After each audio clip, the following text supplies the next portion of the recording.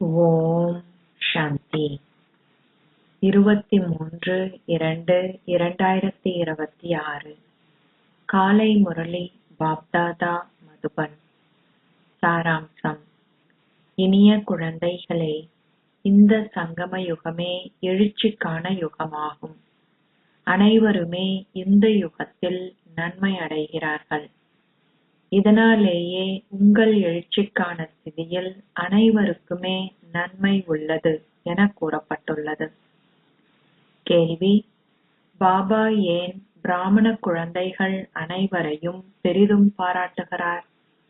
பதில்: பாபா கூறுகிறார், எனது குழந்தைகளாகிய நீங்கள் மனிதரிலிருந்து தேவர்கள் ஆகுவதால் பாராட்டப்படுகிறீர்கள். இப்பொழுது நீங்கள் ராவணனின் சங்கிலிகளிலிருந்து விடுதலை அடைகிறீர்கள். நீங்கள் திறமை சித்தி எய்தி ஸ்வர்க்க ராஜ்யத்தை பெறுகிறீர்கள். நான் அதனை செய்வதில்லை. இதனாலேயே பாபா உங்களை பெரிதும் பாராட்டுகிறார். ஆத்மாக்களாகிய நீங்கள் பட்டங்கள் ஆவீர்கள். உங்கள் அனைவரினதும் நூல்கள் எனது கரங்களில் உள்ளன. நான் உங்களை ஸ்வர்க்கத்தின் அதிபதிகள் ஆக்குகிறேன். பாடல். இறுதியில் நாங்கள் காத்திருந்த அந்த நாளும் வந்துவிட்டது. ஓம் சாந்தி. இந்த அமரத்துவ கதையை உங்களுக்கு கூறிக் கொண்டிருப்பவர் யார்? இதை நீங்கள் அமரத்துவ கதை என கூறினாலோ அல்லது சத்திய நாராயணன் ஆகுகின்ற கதை என கூறினாலோ அல்லது மூன்றாவது கண்ணின் கதை என கூறினாலோ மூன்றுமே முக்கியமானவை. நீங்கள் யார் முன்னிலையில் இப்பொழுது அமர்ந்திருக்கிறீர்கள்? உங்களுக்கு கதையை கூறிக் கொண்டிருப்பவர் யார்? இவரும் பல ஆன்மீக ஒன்று கூடல்களுக்கு சென்றுள்ளார். அங்கு நீங்கள் மனிதர்களை மாத்திரமே காண முடியும். இன்ன சந்நியாசி ஒரு சமய கதையை கூறுகிறார், சிவானந்தா ஒரு கதையை கூறுகிறார் என அவர்கள் கூறுகிறார்கள். பாரதத்தில் பல ஆன்மீக ஒன்று கூடல்கள் உள்ளன. ஒவ்வொரு வீதியிலும் ஆன்மீக ஒன்று கூடல்கள் இடம்பெறுகின்றன. பெண்கள் கூட சர்வ சாதாரணமாக ஒரு சமய நூலை கையில் வைத்துக்கொண்டு ஆன்மீக ஒன்று கூடல்களை நடத்துகின்றார்கள். ஆகவே அங்கு நீங்கள் மனிதர்களையே காண்கின்றீர்கள். ஆனால் இங்கு இதுவோ ஓர் அற்புதமான விஷயம். உங்கள் புத்தியில் உள்ளவர் யார்? கடவுளாகிய பரமாத்மாவே ஆவார். பாபா உங்கள் முன்னிலையில் இப்பொழுது வந்திருப்பதாகவும் அஷரீரியான பாபா உங்களுக்கு கற்பிக்கிறார் எனவும் நீங்கள் கூறுகிறீர்கள். மனிதர்கள் கூறுகிறார்கள், ஆனால் கடவுள் பெயருக்கும் உருவத்திற்கும் அப்பாற்பட்டவர். தந்தை விளங்கப்படுத்துகிறார், எதுவுமே பெயருக்கும் உருவத்திற்கும் அப்பாற்பட்டதல்ல. இங்கு உங்களுக்கு கற்பிப்பவர் ஒரு பௌதீக ஷரீரதாரி அல்ல என்பதை நீங்கள் புரிந்து கொள்கிறீர்கள். உலகில் வேறெங்கே நீங்கள் சென்றாலும் சரீரதாரிகளே உங்களுக்கு கற்பிக்கின்றனர். இங்கு தந்தையாகிய அஷரீரியான கடவுள் எனப்படுகின்ற பரமாத்மாவே இங்கே அமர்ந்திருந்து ஒரு சரீரதாரியின் மூலம் உங்களுக்கு கற்பிக்கிறார். இது முற்றிலும் புதியது. இன்னார் ஒரு பண்டிதர் அல்லது குரு என்றே அவர்கள் கூறுவதை பிறவி பிறவியாக நீங்கள் கேட்டிருக்கிறீர்கள். அவர்களுக்கு பல பெயர்கள் உண்டு. பாரதம் மிக பெரியது. உங்களுக்கு கற்பிப்பவரோ அல்லது விளங்கப்படுத்துபவரோ எவராயினும் அவர்களும் மனிதர்களே. சீடர்களும் மனிதர்களே. பலவிதமான மனிதர்கள் உள்ளனர். அவர்கள் எப்பொழுதும் சரீரத்தின் பெயரை கூறி இவர் இதனை கூறுகிறார் என்பார்கள். பக்தி மார்க்கத்தில் அஷரீரியானவரை அழைக்கிறார்கள். ஓ தூய்மையாக்குபவரே, வாருங்கள். அவரே வந்து குழந்தைகளாகிய உங்களுக்கு விளங்கப்படுத்துகிறார். முழு உலகமும் ஒவ்வொரு கல்பத்திலும் தூய்மையற்றது ஆகுகிறது என்பதையும் அஷரீரியான தந்தையே அதனை மீண்டும் தூய்மையாக்குகிறார் என்பதையும் குழந்தைகளான நீங்கள் புரிந்து கொள்கிறீர்கள். இங்கே அமர்ந்திருக்கும் உங்களில் சிலர் பலவீனமானவர்களாகவும் இன்னும் சிலரோ உறுதியானவர்களாகவும் இருக்கிறீர்கள். நீங்கள் அரை கல்பத்திற்கு ஷரீர உணர்வு உடையவர்களாக இருப்பதால் இப்பொழுது இப்பிறவியில் நீங்கள் ஆத்ம உணர்வு உடையவர்களாக வேண்டும். உங்கள் ஷரீரத்தில் இருக்கின்ற ஆத்மாக்களான உங்கள் ஒவ்வொருவருக்கும் பரமாத்மா இங்கிருந்து விளங்கப்படுத்துகிறார். ஆத்மாவே சமத்காரங்களை தன்னுடன் எடுத்து செல்கின்றார்.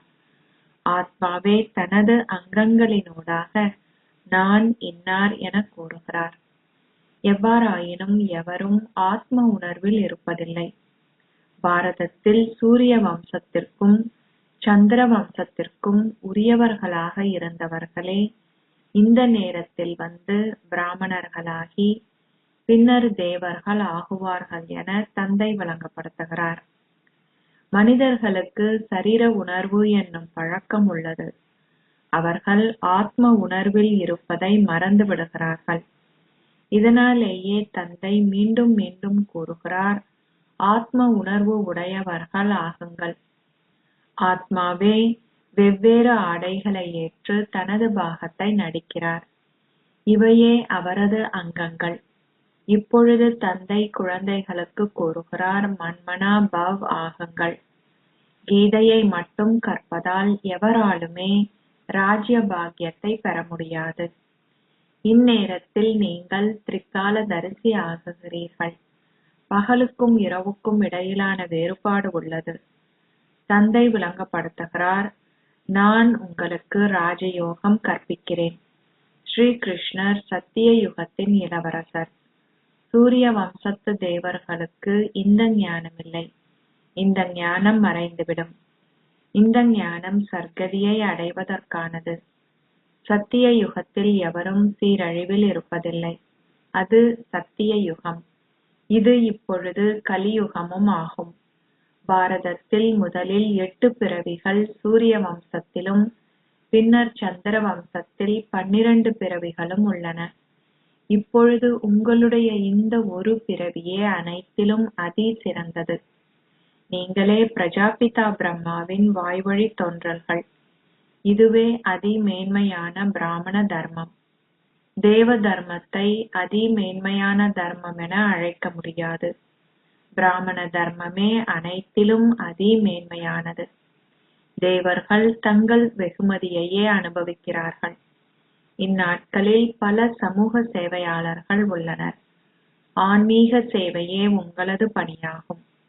அவர்களுடையது பௌதீக சேவையாகும். இந்த ஆன்மீக சேவையை ஒருமுறை மாத்திரமே செய்ய முடியும். பின்னர் சமூக சேவையாளர் போன்றவர்கள் இருக்கவில்லை. அரசரும் அரசியும் ஆட்சி புரிந்தார்கள். சத்திய யுகத்தில் தேவர்களே இருந்தனர். நீங்கள் பூஜிக்க தகுதி வாய்ந்தவர்களாக இருந்தீர்கள். பின்னர் பூஜிப்பவர்கள் ஆகினீர்கள். லக்ஷ்மியும் நாராயணனும் துவாபர யுகத்தில் பாவ மார்க்கத்திற்குள் சென்றனர். பின்னர் மக்கள் அவர்களுக்கு ஆலயங்களை கட்டினார்கள். அனைத்துக்கும் முதலில் அவர்கள் ஒரு சிவாலயத்தையே கட்டினார்கள். அவரே அனைவருக்கும் சர்க்கதி அளிப்பவர். ஆகையினால் அவர் நிச்சயமாக பூஜிக்கப்பட வேண்டியவர். சிவபாபா ஆத்மாக்களை விக்காரம் அற்றவர்கள் ஆக்கினார். பின்னர் தேவர்களின் வழிபாடு உள்ளது. நீங்கள் பூஜிக்க தகுதி வாய்ந்தவர்களாக இருந்து பின்னர் பூஜிப்பவர்கள் ஆகினீர்கள். பாபா உங்களுக்கு கூறியுள்ளார், தொடர்ந்தும் சக்கரத்தை நினைவு செய்யுங்கள். நீங்கள் ஏணியில் இறங்கி வந்து இப்பொழுது நிலத்தில் வீழ்ந்து விட்டீர்கள். இதுவே உங்கள் எழுச்சிக்கான ஸ்திதி. கூறப்பட்டுள்ளது, உங்கள் எழுச்சிக்கான ஸ்திதியால் அனைவருக்கும் நன்மை உள்ளது. நான் இப்பொழுது உலகிலுள்ள மனிதர்கள் அனைவருக்கும் எழுச்சிக்கான ஸ்திதியை உருவாக்குகிறேன். தூய்மையாக்குபவர் வந்து அனைவரையும் தூய்மையாக்குகிறார்.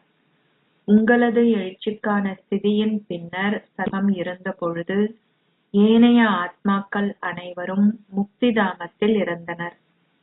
தந்தை இங்கே அமர்ந்திருந்து விளங்கப்படுத்துகிறார், இனிமையிலும் இனிமையான குழந்தைகளே, நான் பாரதத்தில் மட்டுமே பிறப்பெடுக்கிறேன். சிவபாபா வந்தார் என நினைவு கூறப்பட்டுள்ளது. அவர் இப்பொழுது மீண்டும் ஒரு முறை வந்துள்ளார். குதிரை அர்ப்பணிக்கப்பட்ட சுயராஜ்யத்திற்கான அழிவற்ற ஞான யாகமே இது என அழைக்கப்படுகிறது. சுயராஜ்யத்தை பெறுவதற்காகவே இந்த யாகம் உருவாக்கப்பட்டது. அப்பொழுதும் தடைகள் இருந்தன, இப்பொழுதும் தடைகள் இருக்கின்றன. தாய்மார்கள் துன்புறுத்தப்பட்டனர். அவர்கள் கூறுகிறார்கள், பாபா, நாங்கள் துகில் உரியப்படுகிறோம். அவர்கள் எங்களை விட்டு விடுவதில்லை. பாபா, எங்களை காப்பாற்றுங்கள்.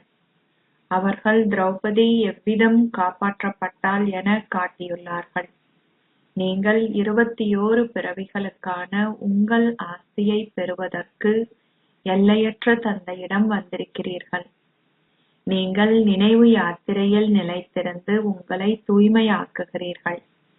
பின்னர் விகாரங்களில் ஈடுபடுவதனால் அனைத்துமே முடிவடைந்து நீங்கள் கீழே வீழ்கிறீர்கள். இதனாலேயே தந்தை கூறுகிறார், நிச்சயமாக நீங்கள் தூய்மையாக இருக்க வேண்டும். சென்ற கல்பத்தில் இவ்வாறு ஆகியவர்கள் தூய்மைக்கான சத்தியத்தை செய்வார்கள். பின்னர் சிலரால் தூய்மையாக இருக்க முடிகிறது. ஆனால் சிலர் தூய்மையாக இருப்பதில்லை. நினைவே பிரதான விஷயம். நீங்கள் நினைவில் நிலைத்திருந்து தூய்மையாகி சுயதரிசன சக்கரத்தை சுழற்றினால் உயர்ந்ததோர் அந்தஸ்தை பெறுவீர்கள். விஷ்ணுவின் இணைந்த ரூபமே ராஜ்யத்தை ஆட்சி செய்கிறது. எவ்வாறாயினும் விஷ்ணுவிற்கு கொடுக்கப்பட்டுள்ள சங்கு, சக்கரம் போன்ற ஆபரணங்கள் தேவர்களுக்கு உரியதல்ல. லக்ஷ்மியும் நாராயணனும் அவற்றை கொண்டிருப்பதில்லை. விஷ்ணு சூட்சும உலகில் இருக்கிறார். அவருக்கு கல்பத்தின் ஞானம் தேவையில்லை. அங்கு அசைவு மட்டுமே உள்ளது. நீங்கள் அமைதிதாமவாசிகள் என்பதை இப்பொழுது புரிந்து கொள்கிறீர்கள். அது அஷரீரி உலகமாகும். ஓர் ஆத்மா என்றால் என்ன என்பதை மனிதர்கள் புரிந்து கொள்வதில்லை. ஒவ்வொரு ஆத்மாவும் பரமாத்மாவே என அவர்கள் கூறுகிறார்கள். ஆத்மாவை பற்றி அவர்கள் கூறும் பொழுது நெற்றியின் மத்தியில் ஒரு பிரகாசமான நட்சத்திரம் வசிக்கின்றது என கூறுகிறார்கள். இக்கண்களினால் ஆத்மாவை காண முடியாது. எவ்வாறு ஒரு ஆத்மா ஷரீரத்தை நீக்குகிறது என்பதை பார்ப்பதற்கு ஷரீரத்தை ஒரு கண்ணாடி பெட்டியினுள் பூட்டி வைத்து முயற்சி செய்தாலும் எவராலும் இதனை புரிந்து கொள்ள முடியாது. எவ்வாறாயினும் ஆத்மாக்கள் நட்சத்திரம் போன்றவை என்றும் தெய்வீக பார்வை இல்லாமல் காணப்பட முடியாதவை என்றும் அவர்கள் கூறுகிறார்கள். பக்தி மார்க்கத்தில் பலருக்கு காட்சிகள் கிடைக்கின்றன. அர்ஜுனனுக்கு அனாதியான ஒளியின் காட்சி கிடைத்தது என்று எழுதப்பட்டுள்ளது. அதனை தன்னால் தாங்கிக் கொள்ள முடியவில்லை என அர்ஜுனன் அழுதான். தந்தை விளங்கப்படுத்துகிறார், அதை போல் பிரகாசமான எதுவும் இல்லை. ஓர் ஆத்மா சரீரத்தில் பிரவேசிக்கும் பொழுது அந்த உணர்வு உங்களுக்கு இருப்பதில்லை. பாபா எவ்வாறு சரீரத்தில் பிரவேசித்து பேசுகிறார் என்பதை இப்பொழுது நீங்கள் புரிந்து கொள்கிறீர்கள். ஆத்மாவே இங்கு வந்து பேசுகிறார்.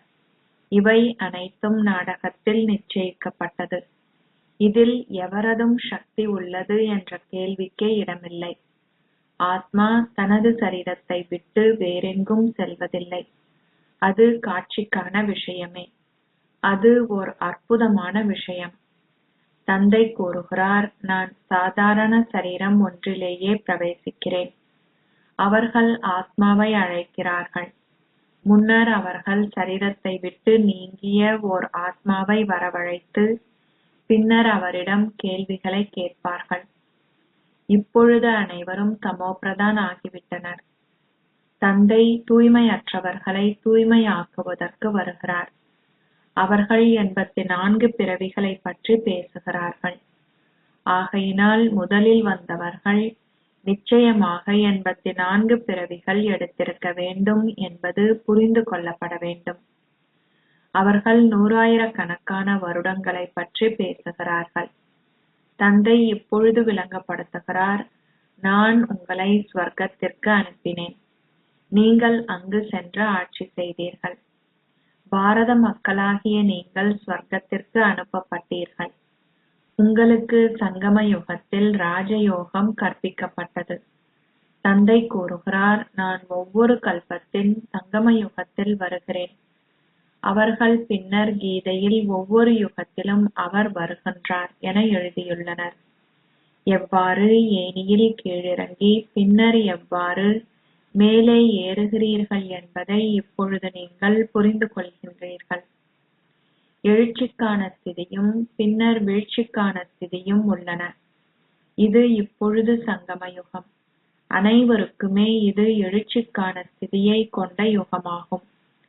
நீங்கள் இப்பொழுது ஏறி மேலே செல்கிறீர்கள்.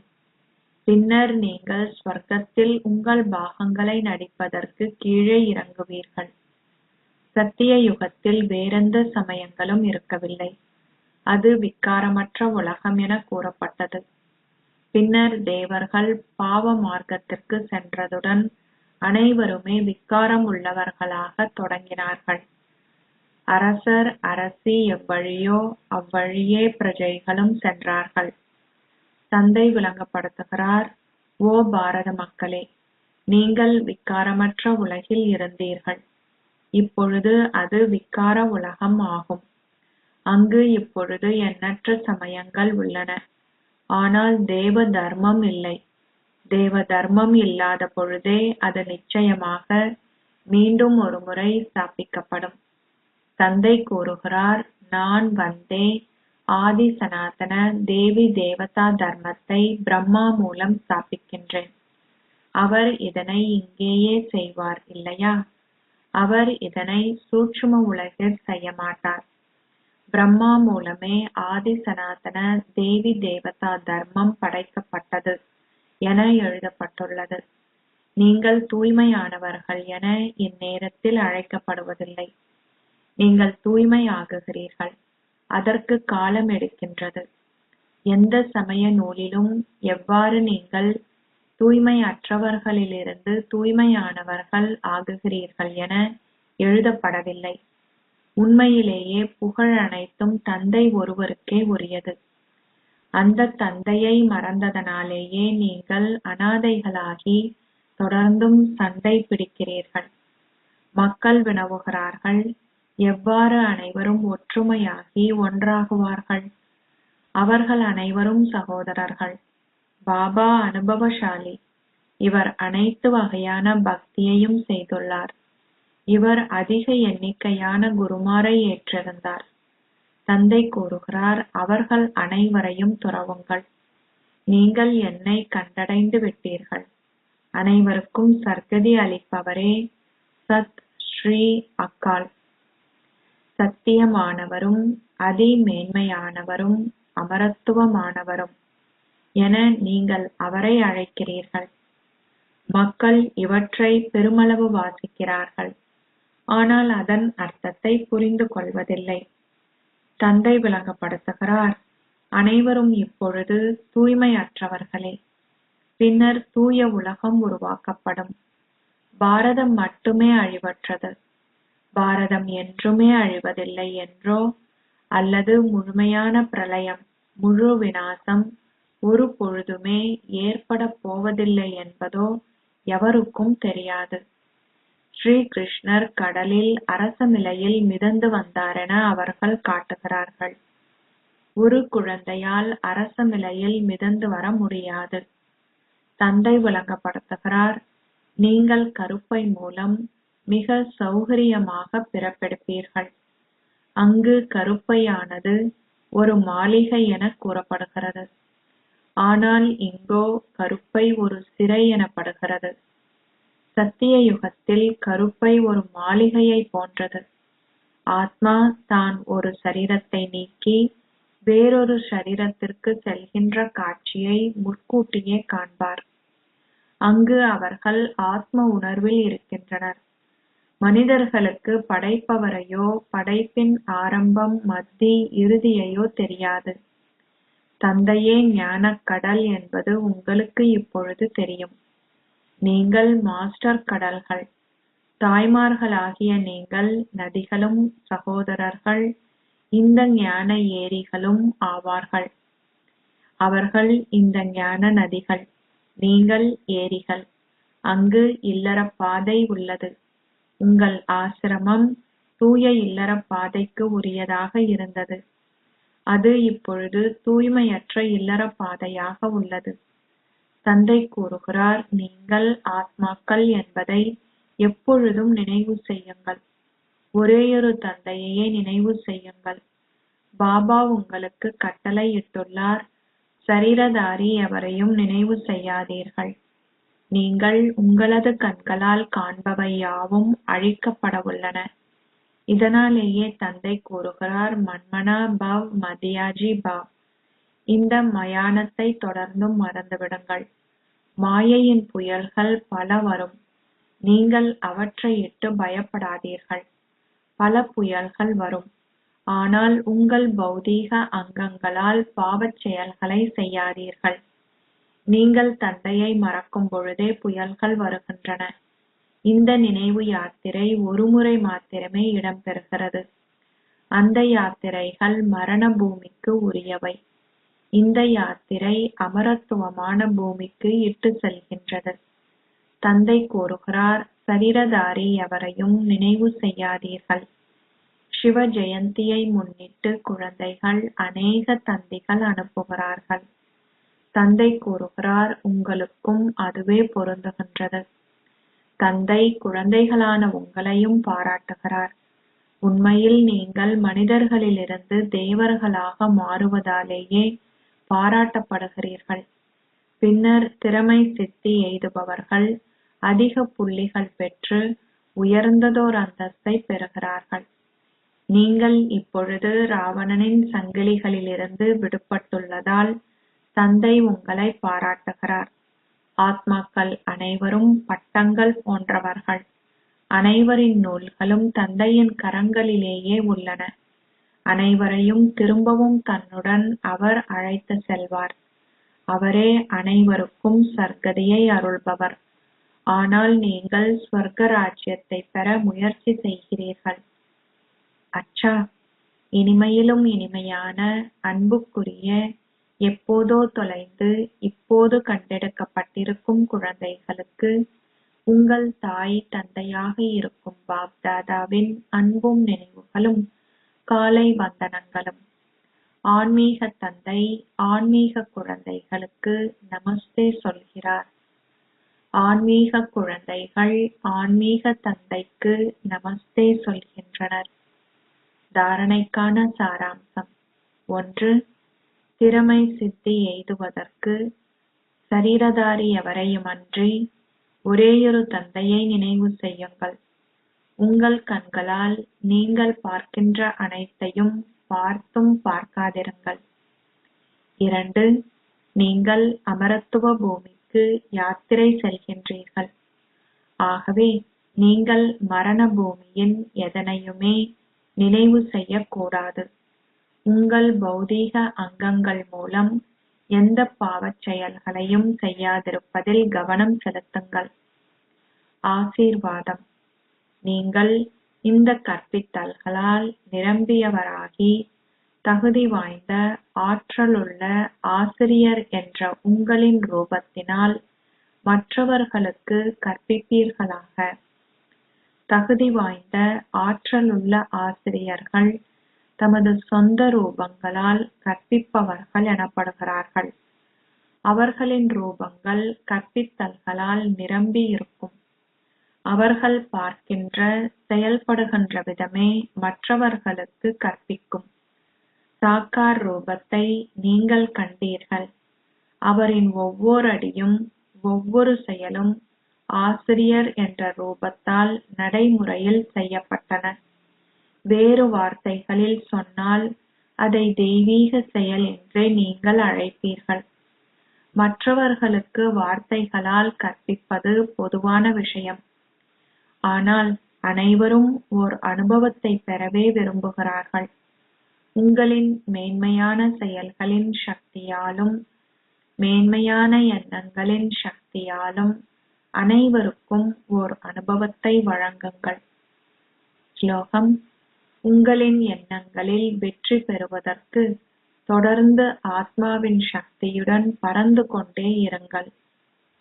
அவ்யக்த சமிக்கை ஒற்றுமை மற்றும் நம்பிக்கை என்ற சிறப்பியல்பால் வெற்றி நிறைந்தவர் ஆகுங்கள். ஒன்று கூடலில் உள்ள அனைவரையும் ஒற்றுமை என்ற இழையால் கோர்ப்பதற்கு உங்களின் வார்த்தைகளின் சக்தியில் விசேஷ கவனம் செலுத்துங்கள். உங்களின் வார்த்தைகள் எப்போதும் தூயதாகவும் மென்மையாகவும் இருக்க வேண்டும். குறைவாக பேசுங்கள், மென்மையாக பேசுங்கள், இனிமையாக பேசுங்கள். பண்பான வார்த்தைகளை மட்டுமே பேசுங்கள். இதுவரை அதிகளவில் சாதாரணமான வார்த்தைகளே காணப்படுகின்றன. உங்களின் வார்த்தைகள் ஆன்மீகமாக இருக்க வேண்டும். உங்களின் வார்த்தைகள் தேவதையின் வார்த்தைகளாக இருக்க வேண்டும். ஒவ்வொரு வார்த்தையும் இனிமையாக இருக்க வேண்டும். இப்போது இந்த விஷயத்தை கீழ்கோடிடுங்கள். அப்போது வெளிப்படுத்தல் இடம்பெறும். ஓம் சாந்தி.